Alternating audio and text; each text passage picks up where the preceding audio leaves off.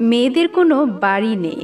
জন্মের পর যে বাড়িতে কেটেছে আমার 25টি বছর, যে বাড়ির আঙিনায় জড়িয়ে আছে আমার শৈশবের হাজারো স্মৃতি, আমার কৈশোরের উদাসীনতা আর তারুণ্যের চাঞ্চল্য, কোনো একদিন জানলাম সে বাড়িটি আমার নয়, ওটা আমার বাবার বাড়ি।